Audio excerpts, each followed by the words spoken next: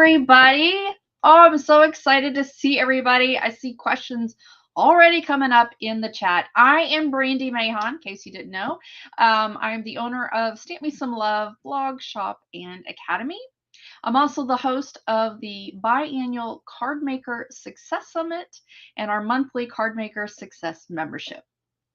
I'm super excited that you guys are here today.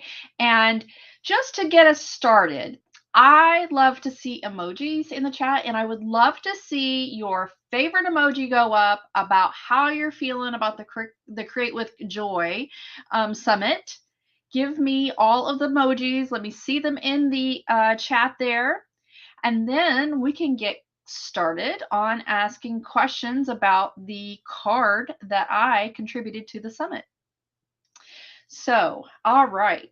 Let's see. We've got a question already. Brandi, this is such a pretty card. Do you decorate the insides of your cards? Oh, well, yes and no. I would love to, but a lot of time I don't have enough time to think of something to go inside the card. So it just depends. If I have some leftovers, if I've trimmed off some design or whatever that maybe I can stick inside, then yes. But I don't usually decorate or stamp inside. I just usually put a blank piece of paper, and then I just, handwrite my note. So that's about it. Oh, look at all the emojis. Yay. I love that little heart one. That's so cute. All right. Oh, Elena's in the house. She wants me to show you guys my card, which I hope you guys have already seen. So let me see if I can tilt it so you can see the foiling and my heat emboss sentiment. So I traditionally am a traditional card maker, and I do reach into my digital skill set to try to beef up, if you will, my cards. And the one thing that I have found with using the Cricut and stuff is that the best, well, let me back up. So I'm not really a huge fan of like the what do you call that? The insert cards or whatever, where you've got like a design that's cut out and then you put it into the card with the little edges on the squares.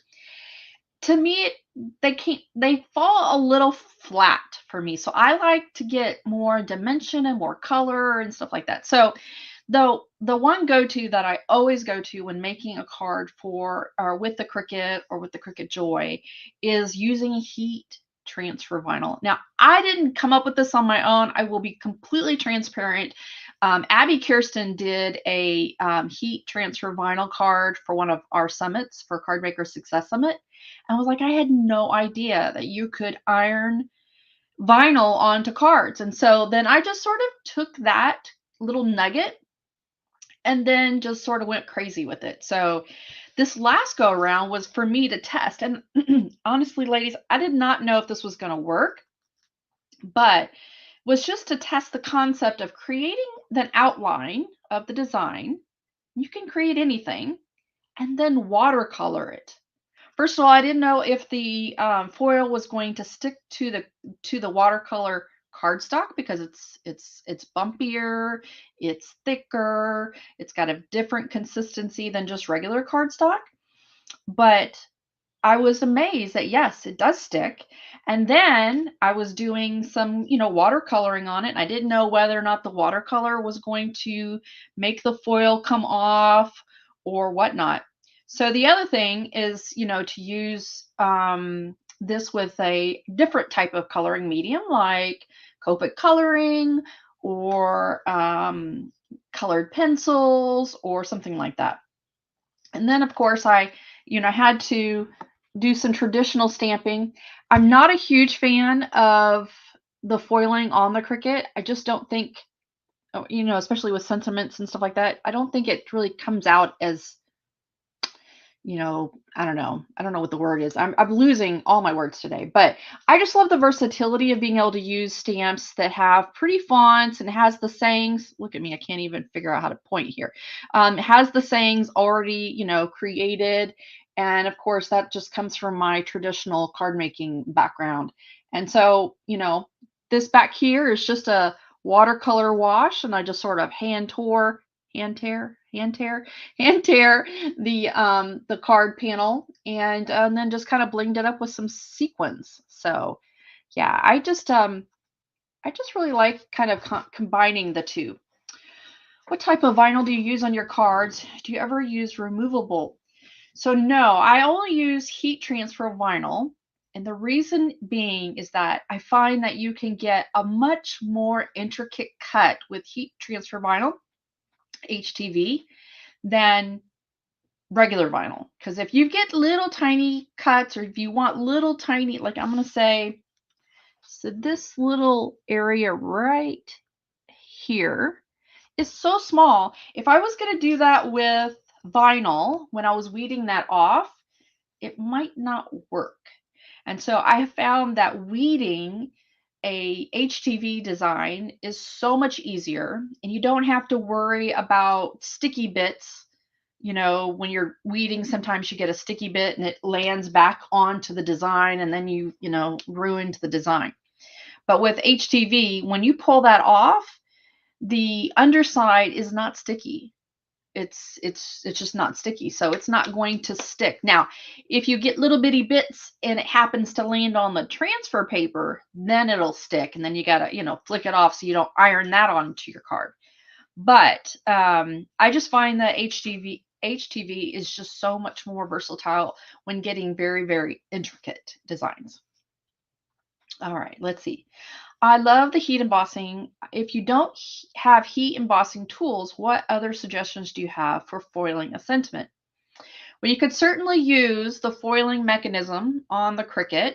I'm assuming the Joy has that capability, but I'm not sure because I've never tried it on the Joy. But I will say that when you are foiling sentiments on the Cricut, you know how you can get an outline of it, no problem. But filling it in is what the tricky part is. And what I have found is that if I fill that outline of the word or the letter with like a hash pattern, like a very close knit hash pattern, you can get a design that will produce a word, but it will take you a awfully long time because the closer those lines are, so it kind of fills it in, can just take a long time of having to do that motion over and over again. So I would say invest in a heat tool, which will probably cost you like 20 bucks, and an ink pad, which will probably cost you, I don't know, $5, and then whatever stamp and embossing powder. Now, embossing powder lasts forever. So that little I don't know which one I showed in the video, but they come in these little, hold on, I'll tell you. I'll show you.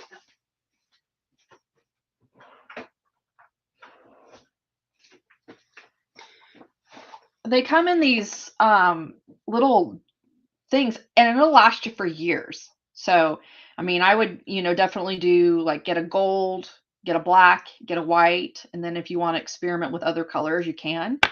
But it's really cheap, you guys. It's not that expensive. So that's what I would suggest. Do you think painting with alcohol ink would work instead of watercolors? Yeah, I think it would. I definitely think alcohol ink is fine. It's one of the other examples that I showed in the presentation was me using Copic colors, which is alcohol ink. Now, if you're referring to like the containers of ink, yeah, I mean, I would think it would work the same way. Now, the only let me back up that. Putting the heat transfer vinyl on plastic paper may be difficult because alcohol ink needs to have a non-porous surface. So it doesn't do well with cardstock. It needs to be like Yupo paper or a craft plastic paper. So I'm not quite convinced that you'd be able to get each HTV on that without curling because of the heat. Doesn't mean you can't try it. I mean, I'm all for exploratory creating, but I'm not quite sure if that would work. Now the coloring, yes, if you can get it on the surface, then the coloring will be fine.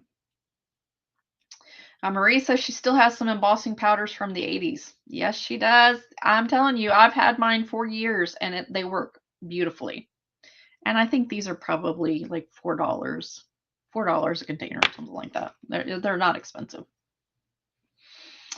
All right. When is our next summit? Elena, nice segue. So our next summit is in August, and if you would like to get on the wait list, I'll put the link here in the chat. It's Cardmaker Success Summit.com. There you go. All right, so I put that in the chat, but it says this comment has failed to post. Okay, well, you'll just have to take my word for it and go to Cardmaker Success Summit. Oh, looky there. Our producer has put it up on the screen.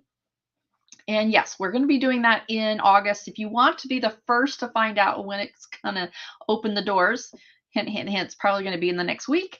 You definitely want to go and sign up for the wait list. Now, another thing that we want to point out, if our producer wants to roll up the screen a little bit, is the freebie that I offered in the presentation, and that is for my ink blended sympathy card. And for those of you who are interested in getting into more of the traditional card making, this is a really simple class. So you do need to have some ink that you can blend. And this particular class that I taught, I was using some distress ink, but you could also use some Catherine Pooler ink or any of those other types of hybrid inks that will allow you to blend. You need a stencil of some sort. And then for the top part, I actually used a die cut machine. You could actually create that part where the white is, where it says ink blended class. You could create that on the Cricut, just have a kind of a scalloped edge on the top. And then of course you could cut out a sympathy sentiment. That right there is actually a die cut. Now the width that's in that picture, that was heat embossed black cardstock with white embossing powder. So that class is free for everybody. So be sure to go and check out my presentation page and go ahead and enroll. Now I did offer a VIP All Access Pass bonus, and that was my course on how to create reusable stencils. And so that particular stencil that you see in the picture there is also included, and you get that for free as well.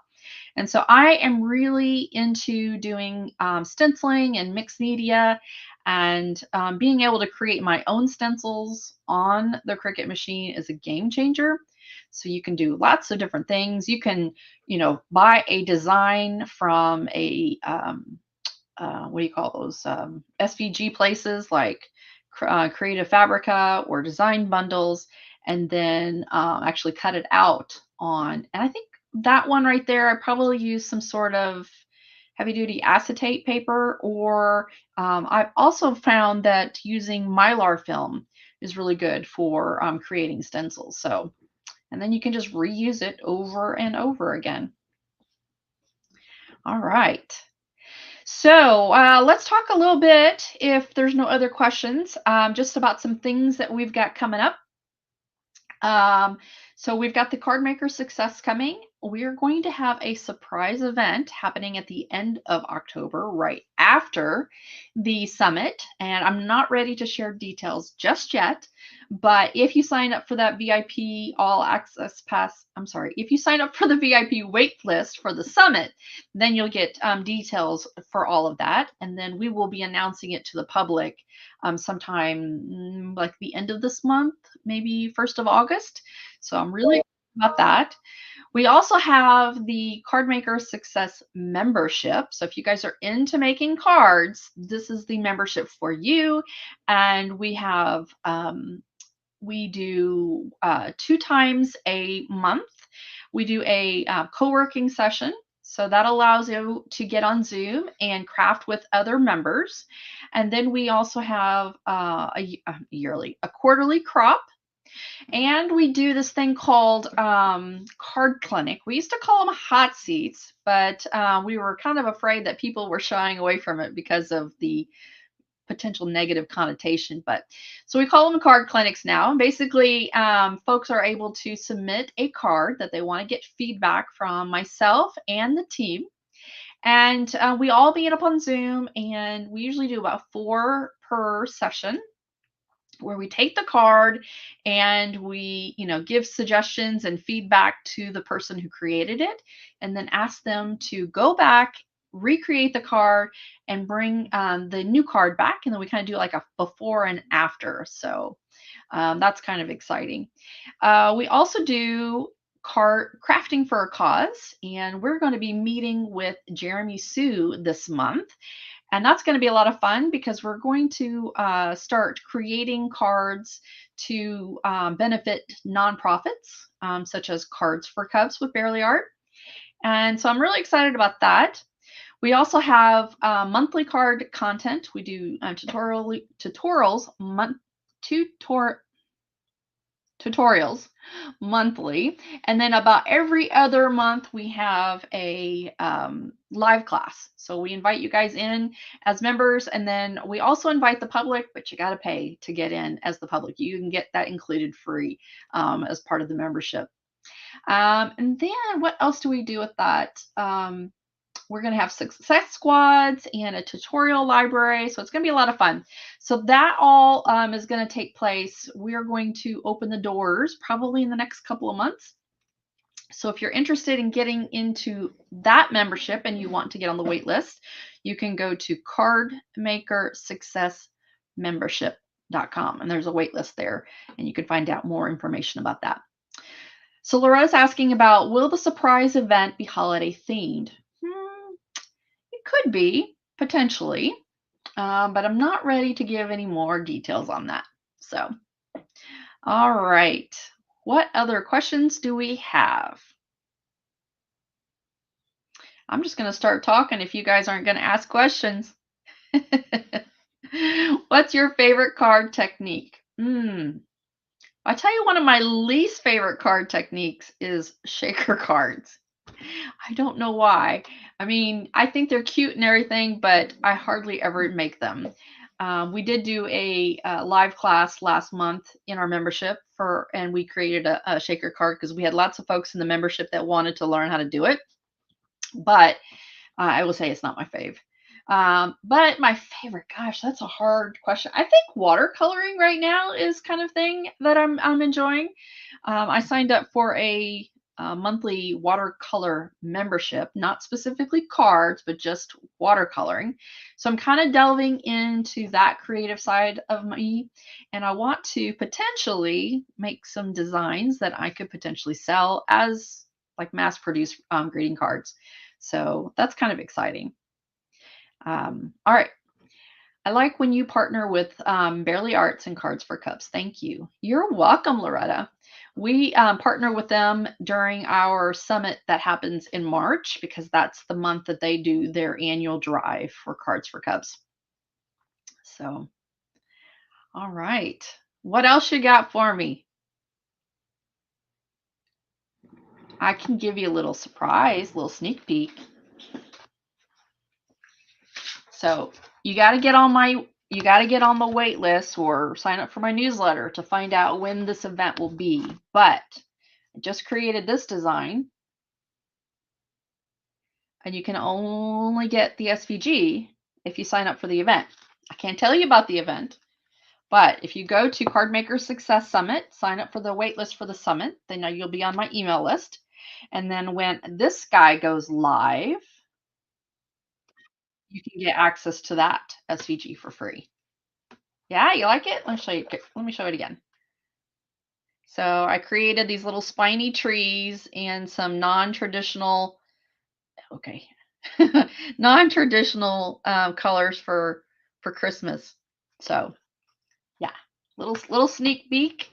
And like I said, get on my waiting list and you'll find out where that card tutorial is going to be and where you can get the free SVG. All right. Let's see, that background on that is really cool. Yeah, so that background is actually using an embossing folder. So this, again, this is me doing, I can't figure out where to go. This is me doing traditional card making with using the Cricut. So I use the Cricut to cut out the spines and the foliage, but then I ran my cardstock through an embossing folder. This is heat embossed with a sentiment, and I just hand trimmed that little banner there. And of course, we've got some little embellishments. So, all right. How did you get start making cards? Well, that's kind of an interesting story. I'll be real quick about it though. So I have been in the creative mindset since I was young. My grandma used to paint ceramics, and so we would do that in the basement during the summers when I'd go and visit her. And then I did cross stitching and that kind of thing, and then I got into scrapbooking. And then, of course, when the advent of digital cameras came around, I kind of stopped doing scrapbooking because it was becoming way too overwhelming. However, I carried around my supplies from move to move and moved here in Kentucky around 2010. And I'd say I had it for another 3 or 4 years, and I finally gave all the supplies away to my neighbors who were Girl Scouts. Well, then I started getting the itch again to do something creative, and I happened to see something on Pinterest that was a card, and I thought it was so cool, and I discovered that it was made with an embossing folder. So I started looking around, and I discovered that Stampin' Up! Sold the Big Shot, and I really wanted to try it out first before I, would go and buy it. So happened to find a Stampin' Up! Demonstrator who was local to me, who was teaching classes. And actually, I can show you the very first card I ever made. So I went to that card class, and this has no embossing folder using on it, but this was the very first Stampin' Up! Card I ever made. It was a two-tone stamp there, and I remember shocking all the ladies because I didn't know that you really should stamp it on a card panel and not the card base. So I just did it directly on the card base. Oops. And they're all like, oh, like, what's the matter? It's just paper. So anyway, I thought that was interesting. So I got into Stampin' Up! Only because I wanted the discount. And then I started teaching. And then I quickly realized that I wasn't going to make any money doing Stampin' Up! And I really wanted to do this as a business. And that's when I got introduced to affiliate marketing and promoting other brands' products. And then I started teaching, and then the summits, and then the rest is kind of history. So now I do this full on time. I mean, I am a crafter. And as you can see, I got the crafty mess in my studio. I got really, really lucky. My wife and I used to share this space. COVID came. I was interpreting at the time. And so my interpreting moved home. And so she couldn't be in the room with me while I was interpreting for confidential reasons. And eventually I just kicked her out. Kicked her out of the office. This entire space, it's about 24 by 14. And this is my studio. And so I'm super excited. After Labor Day this year, I finally get some legit cabinets up instead of all of my hodgepodge IKEA stuff. All right. Christmas, definitely. That's my favorite holiday to do. There's so many ideas out there and so many designs that you can do with Christmas that I love. And then I also love doing Christmas, but non-traditional colors. So blues. Obviously, this one is pink and green. I mean, anyway, yeah, I love doing non-traditional colors for the holidays. All right, producer, let me know if we should wrap this thing up.